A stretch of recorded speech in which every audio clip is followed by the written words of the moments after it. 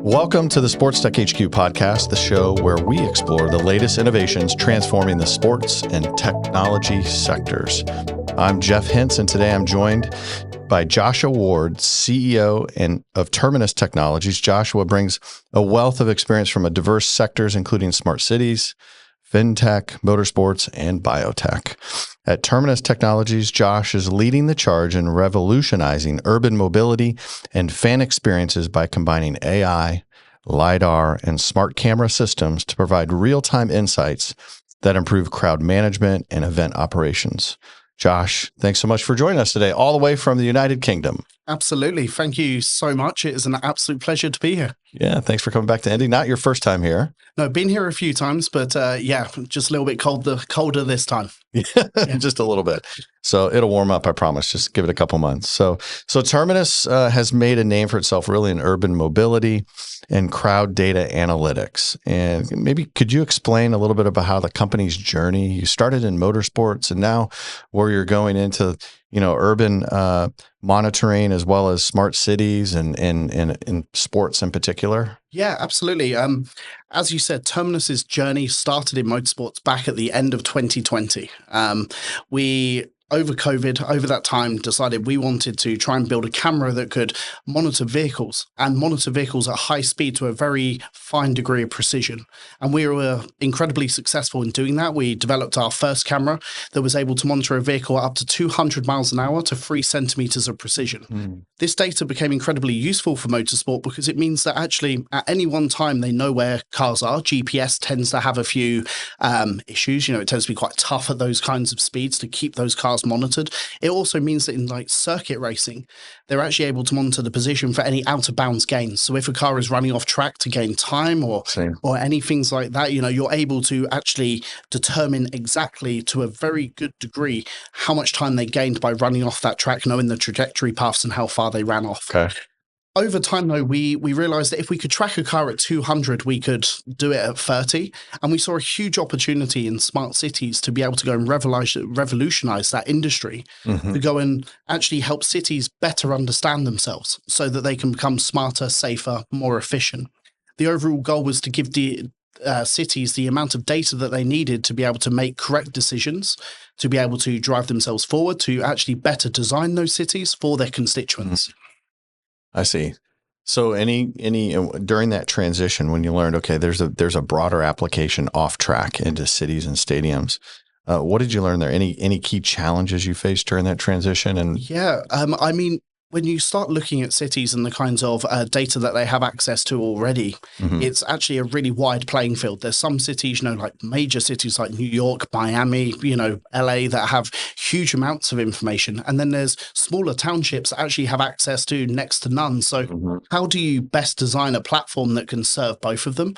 And we were very fortunate in our camera. Our camera is completely unique in the sense of it's 3 sensors put together. So we have LIDAR, thermal imaging, and optical, all sensor fused at a low level, meaning that we can gain a huge range of data, all the way from how many emissions are coming out of a vehicle to how many people are walking down the street, to what's causing congestion, all the way over to how hot someone's tire is. So a wide range of data. And that was what really allowed us to kind of, solve those early challenges, with what data we should provide depending on the level for the city. Okay. So tell us about some of the problems that you're solving for the cities that you've worked with so far. And if you have any of the cities you want to mention, go for it. Sure. Yeah. So when we've been gathering data before in the past, it's been looking very much at the kind of urban environment. So we're looking at pedestrian and understanding pedestrians. We're also looking at vehicles and understanding vehicles. They're the two sides. Now, when it comes to vehicles, we're looking at things that, cause congestions. We're looking at things that actually cause traffic buildups. We're looking at what types of vehicles are driving down the streets at different times so that the cities can provide the infrastructure that's going to best suit them. I mean, how many electric vehicles drive down the street and then you actually, there's no electrified infrastructure, for example, for them. Sure. We should be placing that along routes where electric vehicles are frequently driving. When it comes to the pedestrian side, it's all about understanding their movements and understanding things like dwell time. Where where do they go? How long do they spend somewhere? Where do they go afterwards? So that the infrastructure and the things that are needed to support those movements can be the best that it can be. Okay, I see. Okay, so the pivot into sports. So we've got kind of smart cities and gathering all this data for these cities so they can make better planning decisions. Let's talk a little bit about sports and your pivot into sports in particular. And where do you see this going, in 5 years with the tech that you're able to do? You talked about thermal imaging and LIDAR and camera sensors. What's the vision with sports? Yeah, so for us right now in sports, we have a long-term vision of, being able to go on court and look on that side of the fence. But at the minute, we're actually focusing off court, and we're actually looking at things like the fan engagement and the fan experience. So it's all about understanding where people are going. It's all about understanding that similar process of where they're hanging out, where they're, looking to go. For us, the easy way that I always explain it when anyone asks, if you're queuing for a hot dog at a stand here, and we know that a hot dog stand around the corner is actually quieter and can serve you quicker and get you back to your seat quicker to enjoy the game, that's something that stadiums should be letting people know. So we're looking for ways that we can kind of, introduce better traffic flows to be more efficient for the stadiums. We're also looking at things outside of the stadium, so the security aspect, which is going to be making sure that those fans are protected at every game that they go to, for sure. Yeah, I think that was one of the things that resonated with me is really you think about some of the anomalies that your tech can pick up. Absolutely. That a plain camera could not. Yeah. And the tech behind it and the alerts that could be provided to the management teams, in advance of maybe an issue popping up. Yeah, absolutely. I mean, cameras at the moment, certainly across Europe, they often require one person one camera or one person deals with six cameras at a time. Yep. And then any more than that, you're going to need another body and another body to keep monitoring them. Whereas the solution that we're offering actually gathers far more detail and data, and actually is able to be monitored with just one person or one AI, controlling multiple cameras in that space. Wow. So talk a little bit more about the AI and the control and how you've integrated AI into the platform, and maybe talk a little bit about, the actual unit itself. So if we're going to deploy a system at a stadium, in a stadium environment or just outside the stadium, what does that entail? So I'll start with the unit. That's the easiest Let's place. do that. The unit itself, as I mentioned earlier, completely comprised of next generation technology, looking at integrating LIDAR, thermal imaging, and optical sensors all together and sensor fusing them at a low level. That obviously leads to advanced data collection, but you can't really do a lot with that data unless you actually have a perception layer, an AI layer above it that is able to kind of dissect it and to understand it. And this is where we developed our own AI. This is TrueShield that we built that is able to look through that data and best make use of it. So it's able to start to detect things like, we're seeing a pedestrian walking here, we're seeing a truck driving down here. We're able to understand what things are, what they're doing, and then we can start to provide the insights on how to best serve them or best make their journey or their interaction as efficient as possible. Okay, I see. The box itself, how big is it approximately? About the size of a shoebox. About the size of a shoebox, has those three measuring systems within, and then requires power, requires Wi-Fi. Yeah, we actually designed it to be as simple as possible for install. So we actually have one connection in the back, that's all you need. It's just a cable that plugs straight in, and that provides your power and your internet directly to the unit and hooks it up to the Terminus servers. And we can start getting to work. Okay, sure. So we were both at CES this last week in Vegas, and never a shortage of new things to see. And actually, you can't get to it all. And big conversation was around data and data privacy. Yeah. So how do you, when you're working with organizations, whether it be a city or, down the road, more professional teams on data and sharing and, where are your thoughts there? Maybe you're not completely there, but just give me your ideas and what you're seeing. Maybe you're working with a city and that data and sharing that data, what you're gathering and some of the privacy, topics around data. Absolutely. So firstly, it's worth saying that Terminus is completely privacy first. Right, we aren't interested in individuals. We are interested in the action that is happening. I see. So it's all about actually understanding. Yes, a car drove down the street. I'm not really bothered by whose car it is or what they're doing. It's more of the case that a car went down the street. Right. For us, when it comes to the privacy side, and we're all about protecting data as well, we completely store this in regulation to cities. So we very much store them on AWS servers that are completely city certified and have that kind of government level protection that is required. Okay. And we do that as a standard for everything that we do. In terms of actually the information that's shared, the cities do get a copy of it. It is, ultimately, I guess, their data to go and trawl through and process and use the insights from. For us as a business, we retain a copy of the data so that we can train our models. Sure. And that's as far as we go with it. Okay. Got it. Would you say the power is in the equipment or more so the data that is being collected? Yeah, I would say very much in the perception layer to actually add a third option to that. So, so the power of, in my opinion, the power is actually of perception. So it's about understanding these AI systems, actually understanding what they're seeing and getting the best out of that information. Of course, to be able to do that, you need fantastic data in. You can't have poor data in. Poor data in leads to poor results out. Yep. So you have to have an equipment and a unit that is capable of gathering that level of data. But for me, it's actually the perception layer, getting the insights out. That's the most important part of this. Okay, I see. And then anything surprising, as an outcome from real-time crowd, maybe give us some examples of what you can actually monitor. I mean, I know we've had some conversations about it, but I'm just curious, maybe if you can share some learnings of real-time crowd management, some of the things that you're able to do. Yeah. Without scaring anybody. We just had that data conversation, but and why would that be important? Yeah, so the easy things, in my opinion, is dwell time. Looking at the way people move around the building, looking at where people hang out and where people are going to. If you can start to learn frequented journeys throughout a building, you can actually start to design your building around those frequented journeys. So a specific frequented journey by an individual, even down to that individual. That's it. So if we start to understand that those people are frequently going in the same, making the same movements. Let's say at the Gamebridge Fieldhouse, we actually have a group of people that are continuously going the same way to get to their seats. We need to make sure that actually this is designed, around that. If we're actually looking at the way in which people go to, I don't know, let's say the store, and then they go and pick up food, and then they go to their seats. We need to make sure that customer journey around that kind of avenues needs to be as efficient as possible. Okay, so better data insights for the team ownership, and being able to market maybe more specifically to specific fans. Exactly. On kind of their patterns. Yeah.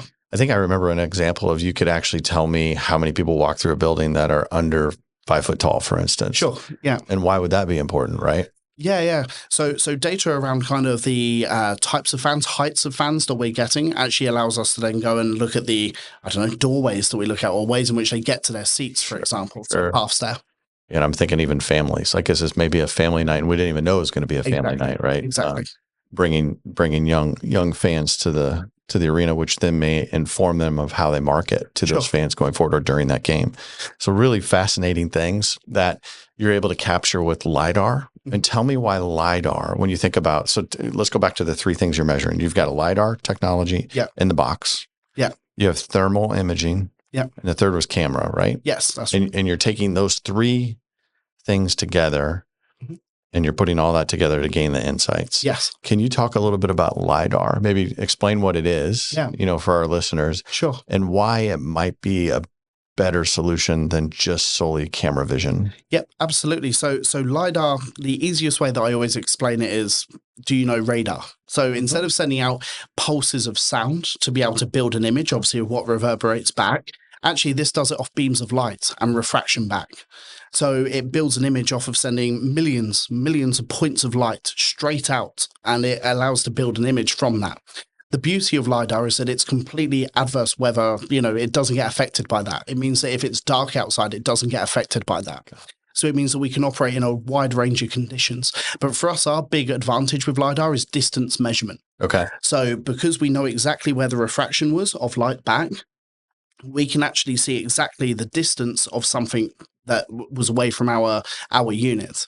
This means that when we're looking at things like in a traffic context, for example, I can start to build accurate measurements from that was 98.2 meters away. This was 80 meters away. This was 70 meters away. Rather than if you just look at something with your eye, sometimes it's quite hard to judge the distance. Right. And to be able to know exactly where that is. So we gain a huge advantage on weather. We gain a huge advantage on the daytime, nighttime operation, but we also gain a huge advantage of distance as well. Sure. And I think about kind of that next chapter for Terminus, one of our early conversations really revolved around on court or on field. That's where we started the That was conversation, it. right? And obviously, there's a ton of players in that space. Yeah. Most of them in camera vision or wearables for the players, right? Sure. And so, is there a day in the future where Terminus Technologies now can have a better data set of what's happening on court or on field based on what you just said, distance, distance to the basket, distance to the player that's in front of them, with more accuracy? Yeah, I think it could be really interesting where we start to look at on-field analytics from an infrastructure-led development. So this is where we can actually see the whole field. We almost get one eye looking over everything, almost like, I guess, pieces on a chessboard sort of thing with, Sure. with how things are moving. So instead of relying on one player's experience with it, we can actually see the whole entire field's experience as something is going on. I think for teams, this is going to be incredibly useful, especially in the future when it comes to things like how did the opposite team actually deal with that situation? Not just my own, not just my quarterback with the data that they had, but actually how did the opposition defense also deal with that as well? So you can start to build almost like advanced play management that can come out of that as well. Sure. Right. It's a different layer, right? That's it. Keep peeling back. Okay. That's good. All right. So let's talk about you a little bit. It's fascinating technology. Sure. Really, really interesting. Yeah. Is anybody else doing this? The combination of those three? So what you see in the industries at the minute is very much along the lines of taking one of the sensors and focusing on that. So, we see a lot of our competitors will deal with camera only or LIDAR only or thermal only. The problem with that, especially in a city scenario, is probably the best way I can explain it, is that you end up always siloed. So you end up with your information ending up, on one side, you end up with another person's information ending up in another data store, you end up with another person's information ending up there. I remember when I was in Italy at the Milan Auto Show, and along the gantries on their highways, you could actually see they had about 7 or 8 different cameras, but they all don't talk to each other and they all don't communicate, together. They all provide separate bits of information back to a government that needs to go and make these decisions to go and deal with that. But ultimately, by not getting the full picture, by only getting these pieces of a picture and then not grouping them together, it doesn't actually, help anyone. So that's where we find our competitors typically sit, in that space. We are completely unique in the sense of we are knitting that data together and we are providing one complete overlook and one complete picture for our customers. I see. Okay. Yeah. I remember Monza. We were there for Mimo, and that's been not this last year, but the year before. And I remember you had some units out on the track monitoring, right, and measuring that data, which was pretty interesting to see the tech and get more accurate depictions of the racing lines that these individuals were taking on the track, which is pretty fascinating. That's right. So we could start to understand, the de-acceleration zones, braking points. We could look at turning points, the complete trajectory in the racing line that they took around a corner. Right. So meaning that we could say, that these vehicles behave like this vehicle behaved like this, and this vehicle behaved like that. Right. It means that we actually build a complete picture set and data set of everything that attended on that day, with recommendations on how to better solve or how to be quicker and how to get out of this corner faster, for them. And I think more importantly too, you were capturing it not on board the vehicle. That's right. Right. So there's all kinds of sensors on these vehicles, in the tires, wherever it may be, but you're gathering the data off the track, which was pretty fascinating. Yeah, that's right. When we kind of set about our mission, a few years ago, we wanted to make sure that we were not vehicle led, I guess. We wanted to make sure that we were infrastructure led. We wanted to make sure that we were non-intrusive to the vehicle. So for these race teams that are going out there and competing week in, week out, they already have enough regulations to go under. They already have enough things that they have to go and adhere to, and they probably don't need another camera on board that car. What we found is actually by placing the camera off board and on the track, we were able to gather, complete amounts of information, actually more in some cases, for what the vehicle was doing. Stuff like road degradation became very interesting. Sure. So seeing things like how the road could break up and how the circuit could break up over time in race usage, that was something that we could monitor, but we wouldn't have had a very effective position in doing that if we were on board the vehicle. Right. So you see the bigger application here. If you can do it on a racing circuit, what does it mean for a city, a smart city? Absolutely. Getting better insights. Yeah, it's all about driving cities into the next generation. Truly, and not using smart city as a buzzword to just go and install free Wi-Fi for people, but actually, using smart city to help making better decisions for those cities, to help understand the constituents that are there, and to be able to actually, like I said, make smarter decisions. That's right. Okay, so let's talk about your background a little bit. Sure. I listed fintech and biotech. So talk a little bit about your backgrounds, maybe briefly, and Yeah. why those have set you up for kind of the future with Terminus Technologies. Where'd you come from? Yeah. So, What industry did you come from? yeah, so I actually my first, I guess major job was I worked for Apple for 5 years, and I worked in various different projects from retail merchandising all the way over to preservation and operations, along with a few other roles within the company. And that kind of really gave me a love of technology and a real space that I could go and flourish and go and put these ideas to work that I had. And after about 5 years, I wanted to go and find my own business. I wanted, I had this kind of itch at the back of my head that I needed to scratch, Sure. which was, running my own company and putting Yeah. myself through that. So I left Apple and I founded a software development company, actually with the CTO of Terminus at the time. Okay. So Matt, our CTO, I founded a software development company and market intelligence business with him. Okay. And we grew that and we did bespoke software, notably going into understanding fintech, the kind of, like the crypto side of the world and all of those kinds of things, all the way over to working on biotech applications with a cancer app that we did. Okay. So we got a real kind of spread of things that are out there in the technology world. But deep down, me personally, I'm a motorsport fan. I've loved cars all of my life. I think once upon a time I was a frustrated racing driver, and I wanted to find a way to merge these two worlds together. So how do I merge motorsport and technology together? Sure. And that was where in 2020 Terminus was born. Okay. 2020. Yeah, So you grew up during the pandemic. that's it. Yeah. And here we are, 2025. Exactly. And you just announced a partnership with Sports Tech HQ and That's right. establishing a North American headquarters here in Indiana. Yeah. So tell us a little bit about why.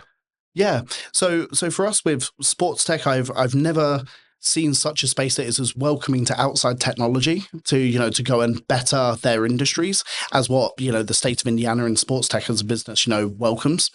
For us, our big plan with the partnership is to get these cameras into stadiums, into spaces, into public areas, so that we can start to actually make differences for that fan experience. So like I said earlier, it's all about fan experience and it's all about fan convenience. And if we can find ways to go and do that and put this technology to work and transition it that way, then yeah, it's wonderful. Yeah, well, it's great to have you. That's Joshua Ward, CEO of Terminus Technologies. Thanks so much for joining us, coming all the way from the United Kingdom. And to our listeners, thank you for tuning in to this episode of Sports Tech HQ. If you enjoyed this conversation, please subscribe to our podcast and leave us a review. And remember, stay tuned for our next episode, where we'll be exploring another exciting innovation in the world of sports tech.